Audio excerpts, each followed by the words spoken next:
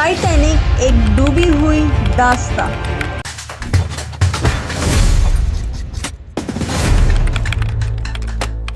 क्या आप जानते हैं कि टाइटैनिक, जिसे कभी न डूबने वाला जहाज कहा जाता था, अपनी पहली ही यात्रा में समुद्र की गहराइयों में समा गया। यह सिर्फ एक दुर्घटना नहीं थी, बल्कि एक ऐसी ट्रेजेडी थी जिसने पूरी दुनिया को झकझोर कर रख दिया। आज हम आपको टाइटैनिक की पूरी कहानी सुनाएंगे, कैसे यह बना, कैसे डूबा और किन लोगों की जिंदगी से जुड़ी थी। तो आइए इस ऐतिहासिक सफर में निकलते हैं।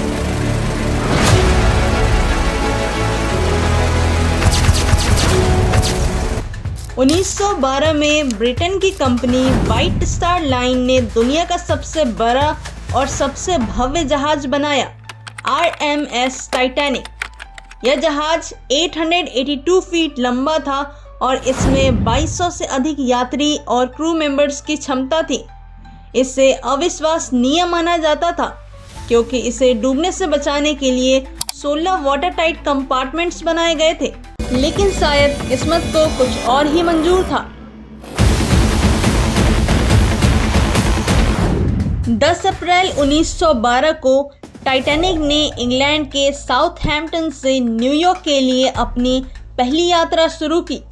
जहाज में अमीर इंडस्ट्रियलिस्ट, एक्टर और कई साधारण यात्री थे जो अमेरिका में एक नई जिंदगी शुरू करने जा रहे थे। जहाज का डेक शानदार था, जिसमें स्विमिंग पूल, ग्रैंड सीडिया और बेहतरीन रेस्टोरेंट थे।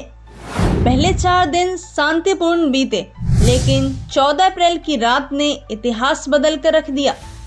14 अप्रैल 1912 रात के 11:40 पर समुद्र में एक विशाल आइसबर्ग दिखा।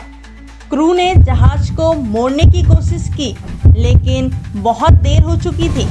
आइसबर्ग जहाज के दाहिने हिस्से से टकराया और नीचे की कई परतों में छेद हो गए। धीरे धीरे पानी भरने लगा और सब कुछ बेकाबू हो गया।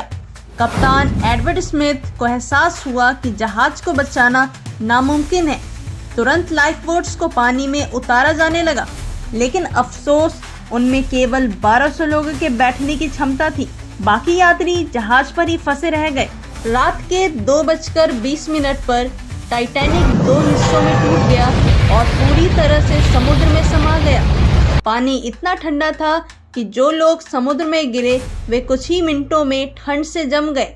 इस हादसे में 1500 से अधिक लोग मारे गए और यह इतिहास की सबसे भयानक समुद्री आपदाओं में से एक बन गया। अगली सुबह RMS कारपेथिया नामक जहाज 700 से अधिक बचे हुए लोगों को बचाने पहुंचा। इस हादसे के बाद समुद्री यात्रा के नियम बदले गए।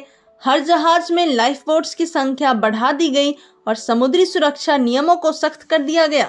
टाइटैनिक सिर्फ एक जहाज नहीं था, बल्कि यह मानव इतिहास का एक ऐसा अध्याय है जो हमें सिखाता है कि प्रकृति के आगे इंसान की ताकत भी छोटी पड़ जाती है।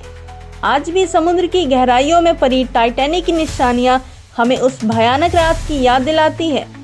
आपको क्या लगता है, टाइटैनिक का डूबना एक प्राकृतिक वजह थी या इसके पीछे कोई और रहस्य था? कमेंट सेक्शन में जरूर बताएं।